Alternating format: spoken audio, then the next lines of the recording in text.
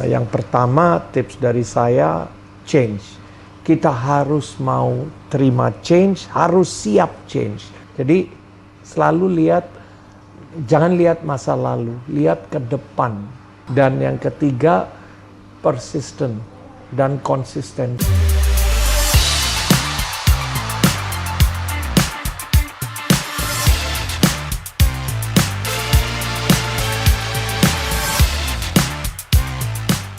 Halo Sobat Bintang, kembali di Bincang Bintang bersama saya Valeska Suisa dan saya saat ini bersama dengan Pak Manoj Punjabi. Halo, di ruang kerjanya yang very private, luar biasa, extraordinary hari ini.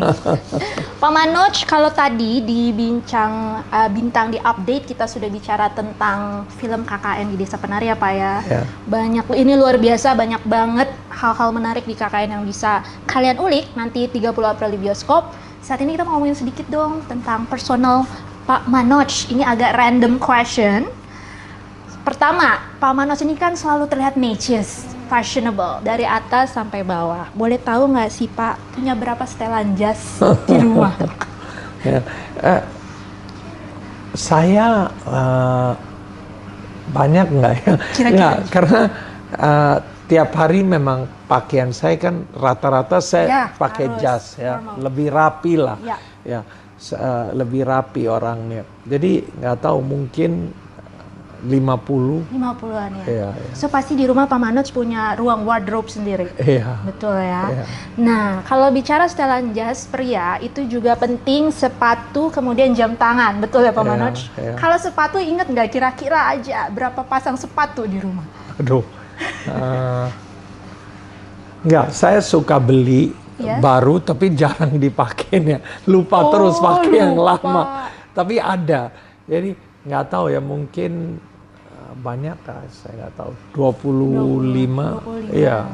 Karena suka pakai udah telanjur nyaman ya. Nyaman ya.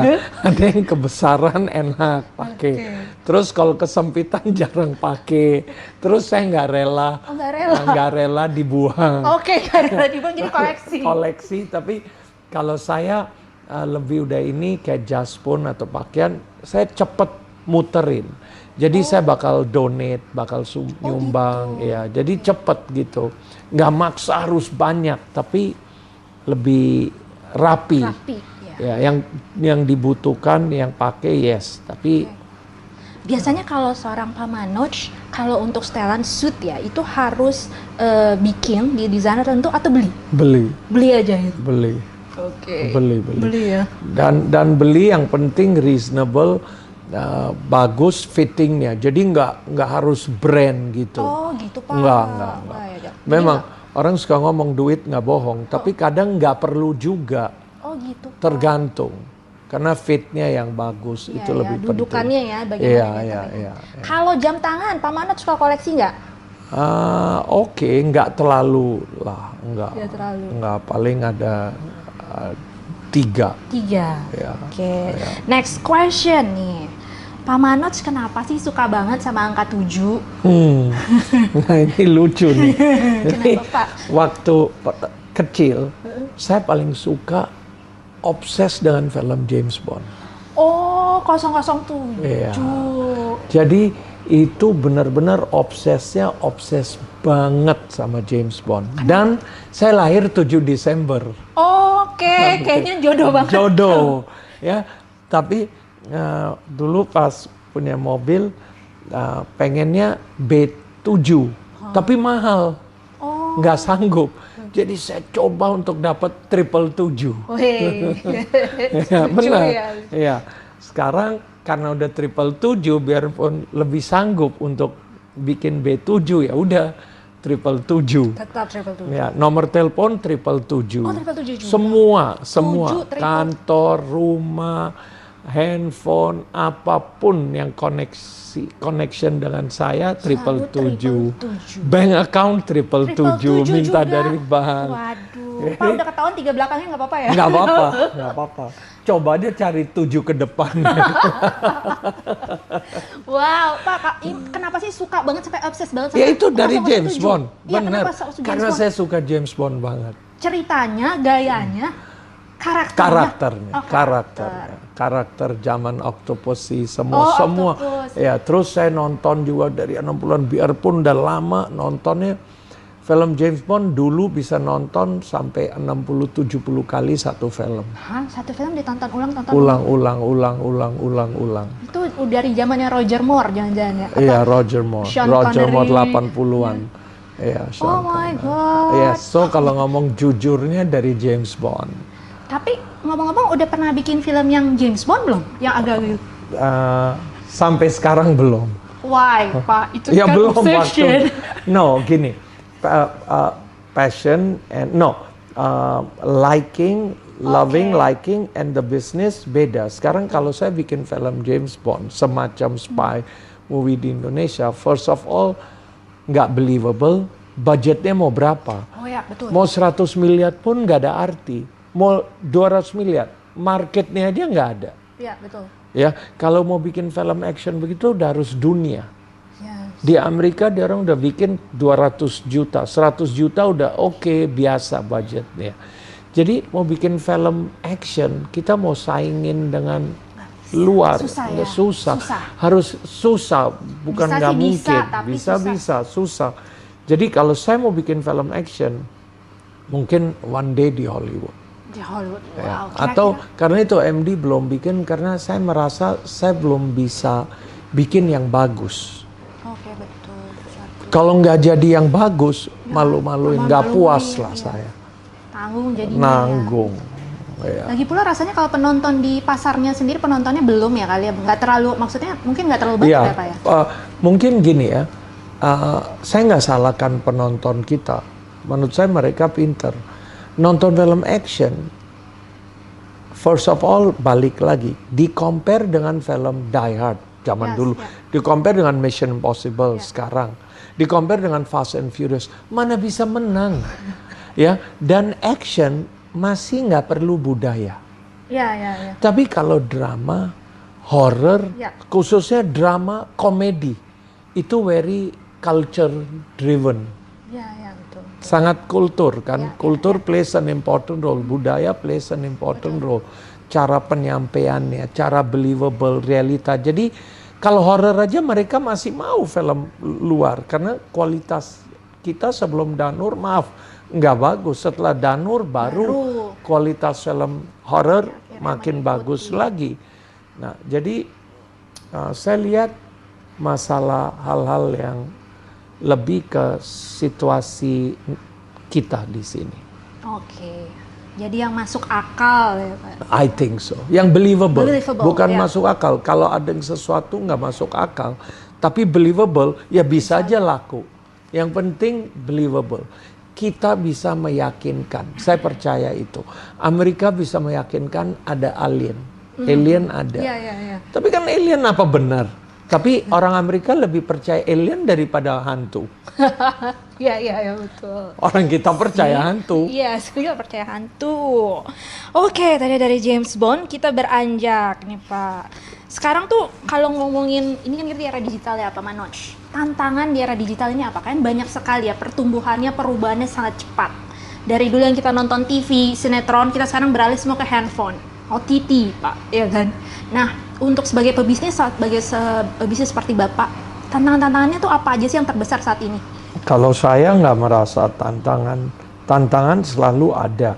Tapi kalau kayak masa digital ini, OTT-nya berkembang lebih pesat, lebih cepat, itu yang saya mau. Karena gini, saya tidak khawatir dengan change. Kalau ada perubahan, change, saya paling senang. Karena orang harus adaptasi, harus terima dulu. Saya udah cepat terima, udah cepat adaptasi. Jadi saya lebih bisa unggul, lebih cepat. Lebih the front runner.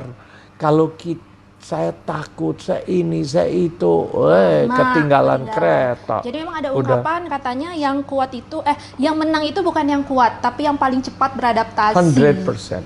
Ya. Tapi paling kuat, paling ini penting juga ya. Tapi yang pasti kalau mau menang harus bisa adaptasi. Luar biasa, seperti itu guys. Nah, Pak Manoj ini punya 3 anak, betul ya Pak ya? Betul. Yang sedang beranjak dewasa. Betul. Paling tua usia 21. Pak Manoj punya anak remaja-remaja seperti ini, yang paling ditakuti sebagai seorang ayah apa sih? Paling apa? Ditakuti, khawatir, yang paling dikhawatirkan juga. Pokoknya saya harap anak saya jangan ke jalur yang nggak benar, ya. Tapi kalau ngomong paling ditakuti drugs ya. Drugs ya. Ya. Karena drugs dari zaman dulu sampai sekarang nggak berubah. Jangan sampai kepengaruh lah. Itu amit-amit. Yang lain asal benar ya, baik, jangan jadi sombong, ya itu kita takut karena kalau sekali kita sombong lupa diri, jadi udah nggak disukai. Jadi itu buat saya saya suka takut. Ya, jadi makin sebaik mungkin lah. Jadi orang baik. Jadi saya nggak mau ngomong jadi maunya jadi orang baik. Jadi itu penting. Saya nggak senang kata-kata apa yang paling ditakuti. Itu selalu negatif konotasinya. Lebih enak apa yang diinginkan. Apa yang diinginkan. Ya, jadi orang baik. Mungkin itu lebih enak. Karena ngomong apa ditakuti, kita nggak mau bawa. Ya sih, itu negatif. Negatif. Nanti kita bawa orangnya, universe-nya kayak ketarik. Kita ngomong aja apa yang diinginkan. Jadi orang baik. Udah jadi orang baik dan jalankan hidup dengan baik aja. Yang lain gampang. Iya kan, karena gini, kalau kita udah punya edukasi, udah pintar, kita udah nggak mungkin melarat istilahnya. Betul kan, edukasi sangat-sangat penting dan mereka udah dapat dan udah punya. Udah tinggal itu aja, yang penting jadi orang baik. Oke. Sosok ayah yang friendly banget atau yang galak atau tegas? Friendly tapi berprinsip. Friendly tapi berprinsip. Ya. Jadi ada hal-hal yang memang harus ada pakem-pakemnya ya. Ya. Apa sih yang paling prinsipal buat seorang Pak Manoj Punjabi untuk anak-anak nih? Konsistensi, disiplin, ya, and that's it. Nggak terlalu ini ya, nggak ribet. Konsistensi ya. Iya. In everything, I mean like Iya, consistency. Okay. Because consistency is very important. Ya, karena nanti itu perginya marahnya kemana-mana juga. Exactly. Ya, betul. Ini banyak banget loh pelajaran-pelajaran positif luar biasa kalau disimak ya dari Pak Manoj dari tadi. Terus Pak Manoj juga pengen tahu karena penampilannya sangat looknya keren, shape banget bodinya. Ada diet rutin nggak sih? Dietnya saya dari jam nggak makan, nggak minum dari jam 1 pagi sampai 8 pagi. Waktu tidur, nggak, saya bercanda. Aku udah dengerin bercanda. Pola makan sehat. Itu joke ayah saya. Nah, jadi kalau saya makan rata-rata dari rumah, biarpun ada 5 restoran canggih di sini terbaik, tetap pergi ke sana sebagai tamu, jadi nggak sering makanan dari rumah. Tapi kalau makan luar, wah saya sabet apapun oke. Jadi balance lah. Ya, kalau masalah diet balance ada yang karena by default yang enggak berkurang. Saya suka jajanan apapun suka, tapi di balance. Kalau lagi ekstrim hari itu 2-3 hari ke depannya akan ya. Oh, jadi di balance tadi ya? Sangat di balance kalau makan. Jajanan favorit apa? Kalau saya selalu harus ada gula Jawa dan kelapa. Misalnya cendol, klepon. Nah, itu sangat tradisional Indonesia ya. Oh ya, itu the best dessert. Kalau the best dessert is Indonesian dessert. Oh, Indonesian bukan India justru. Gulab jamun gitu. Berat. Oh, berat ya justru. Enggak, saya nggak doyan makanan India. Gitu. Saya nggak doyan. Saya kalau dessert saya kira benar-benar Indonesia kan selalu ada, mau klepon kayak mau apa itu ada kelapa dan gula Jawa. Itu udah jualan buat saya. Apapun itu udah jualan. Itu ya kodenya ya. Itu kodenya. Saya kira udah tahu. Gula Jawa dan kelapa. Iya, kombinasi itu. Kalau workout, rutin apa yang dilakukan? Saya sekarang lagi intens yoga. Jadi memfleksibel badan karena saya lihat itu long run. Dan udah setahun lebih sudah mulai dapat, sudah mulai bisa jiwai, udah mulai dapat gitu loh. Tapi weight-nya berkurang, tapi yoga yang more intense. Hanya yoga aja atau ada paduan lain misalnya tadi kardio? Ya kardionya ada, tapi lebih fokus lagi ke yoga. Setiap pagi itu Pak atau? Iya, ya atau makan siang, waktu makan siang. Berapa lama biasanya? 1 jam. 1 jam aja. Setiap hari rata-rata. 6 sampai 7 hari seminggu. Dengan ini ya, personal instructor. Personal instructor, ya trainer. Baik, itu tadi bincang-bincang kita dengan Pak Manoj, seru banget. Oke, last but not least, boleh dong Pak Manoj mungkin 3 tips untuk sukses bagi anak-anak muda nih, khususnya yang di digital ya. Ya, kalau saya lihat yang muda-muda, yang pertama tips dari saya change. Kita harus mau terima change, harus siap change. Tanpa change kita nggak akan mau ke depan. Jangan, it's not about the past. Kalau kita lihat, kok udah sukses bikin ini tahun lalu, nggak ada arti. Kamu sukses kemarin apa? Jadi selalu lihat, jangan lihat masa lalu, lihat ke depan. Itu penting sekali. Dan yang ketiga, persistent dan konsistensi. Jadi apa yang kita mau persisten terus dan konsisten, jangan naik turun, itu nggak ada value-nya kalau kita naik turun. Jadi persisten, konsistensi itu tinggal tunggu kapan suksesnya. Dan bagi saya failure is the road to success. Kalau kita gagal, itu artinya dalam jangka waktu kita akan sukses. Itu benar Pak? Itu pasti. Itu formula saya, itu pasti. Karena gini, nggak ada orang yang gagal. Kalau orang hanya sukses, ya mungkin dia lahir sebagai anak raja atau apa, mungkin ya.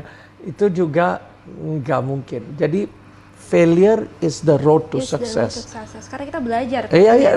Kalau failure, you learn something. Itu udah pasti successful. Oke, dicatat guys. Luar biasa. Terima kasih Pak Manoj, keren banget. Makasih. Speech-nya aku jadi pengen agak berkaca-kaca. Dan yang terakhir, sampai ketemu lagi di Bincang Bintang. See you. Thank you.